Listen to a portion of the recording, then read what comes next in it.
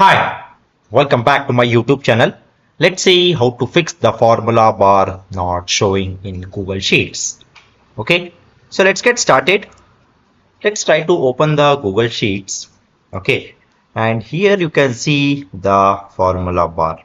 Okay, so here you can see something like FX and this is the formula bar. Okay, and suppose if this is not showing on your Google Sheets, for that what you can do is like you can just click on this view option. So once you click on the view option, so here you can see the particular option called show. So okay, so once you select the show, so here you can see four different options like formula bar, grid lines, formulas, protected ranges. Okay, suppose if this is not tick mark on your Google Sheet, means just select this particular option formula bar. Okay, so here you can see that formula bar is already done with the check mark. Okay, that's why it is showing here. Okay, suppose if it is not check mark, means then it will not be shown on your Google Sheet.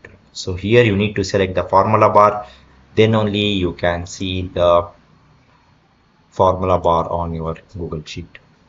Okay, for example, here you are not able to see the formula bar.